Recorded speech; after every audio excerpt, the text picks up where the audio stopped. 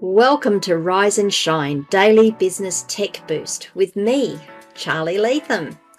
If you're a small business owner looking to simplify technology and get real, actionable advice from someone with 35 years of IT experience, you're in the right place. Every episode, I'll dive into tools and systems like email, CRM, marketing and tracking, and break them down into bite-sized tips you can use right away. Your time is valuable, so let's get straight to the point. It's time to work smarter, not harder. Rise and shine, it's your daily dose of business tech inspiration with me, Charly Leetham, episode 382. We're actually going to talk about something a little different today. We're going to be talking about security and software development practices, so that if you are developing software, you're developing it securely. Actually, given that most of you are businesses and probably not in the software development scheme of things, I'm actually going to talk about the things that software developers need to think about and how that impacts you as a business owner. So I'm going to put a slightly different spin on it. First of all, we need to talk about why security in software development is actually really important. And I'm going to come back to all of that stuff that I've been talking about previously, about making sure your software is patched, make sure all the security patches are in place, making sure that you're looking after all of that stuff.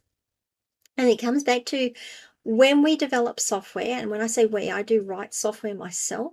When we develop software, we have to be really, really careful that we're not introducing security problems when we do.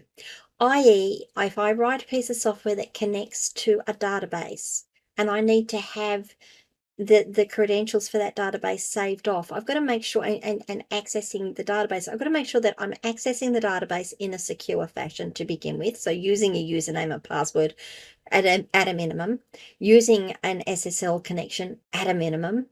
And then from there, when I'm doing queries, when I'm actually interacting with the database, that I'm using queries that can't be hacked, using queries that won't crash the database or can't be used to hook into the database to get more information out of it than I'm already asking for. Now, that might sound ridiculous to you, but trust me when I say, I'm sure you've heard of things called SQL injection attacks, and that's what we're talking about. You can take an SQL query, you can attach some things at the end of it and send it into the database, and you're compromised. It compromises the database. Now, that comes down to making sure that the software is well written so that it doesn't allow that to happen. And that's where you as a business owner need to be a little bit au fait and aware of the issues that can be introduced. The reason I say that is it's so easy to go, I need something to do this. Let me go and find a free tool. Now, remember that I have said previously, that free isn't always free. In fact, free is rarely free. When you're taking free tools, when you're finding stuff on the internet, and you've used a Google search to find something, the thing that you really need to ask yourself is, was this developed with secure software development practices in mind? Or is this just something that is not well written? Or worse, is this actually malicious code? Is this code that's going to give people access to systems that I don't want them to have access to? So I just want you to bear that in mind as I go through these things. Now, when you have secure software development practices in place, the things that these developers will do is they will do vulnerability scanning on their own code. They run tools that go through a series of tests. It looks for flaws in the code during development. It looks for things that can be exploited. It looks for things that might crash the system. It could be used to add extra bits in to exploit the system. There's static and dynamic application security testing tools. I'm not going to go into them, but just understand that a reputable company a company that develops software properly will have secure development practices in place, secure software development practices in place. They will run these vulnerability testing during the development phase and before they release it, and when they do patches and all of those things, and make sure that you are as safe as you can possibly be.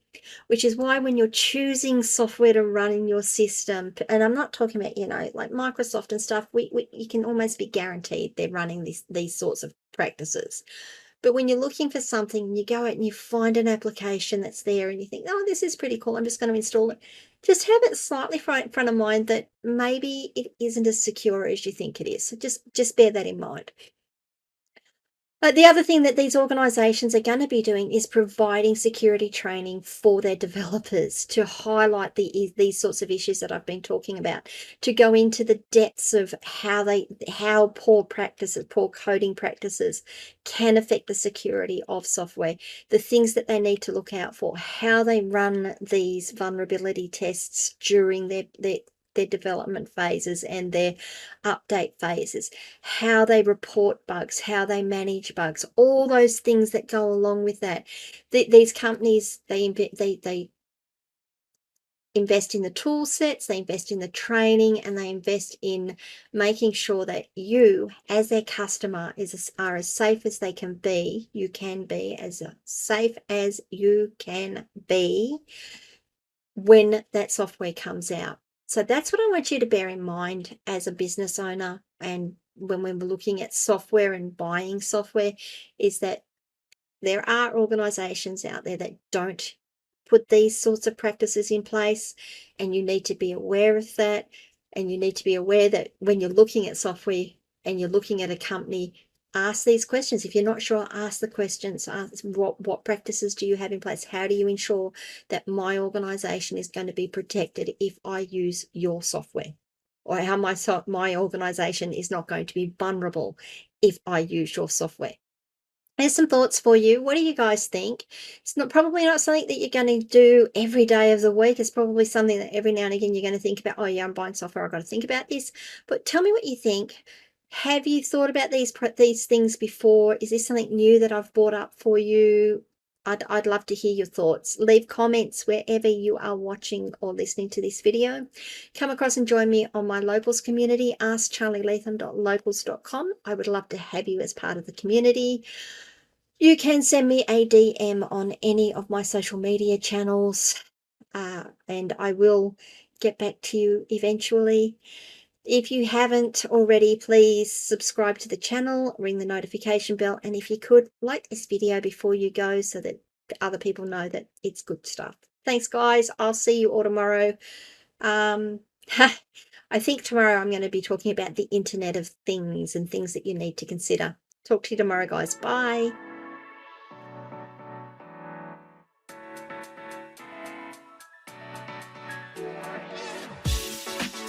Hey there, thanks so much for tuning in to Rise and Shine, your daily business tech boost. I hope today's episode gave you some actionable insights that will make your business tech work smarter for you. If you found value, be sure to subscribe, leave a review, and share it with other small business owners who could use a daily boost. For more tips, tools, and resources, visit www.askcharlyleetham.com. Until next time, keep rising, keep shining, and let's make tech simple together.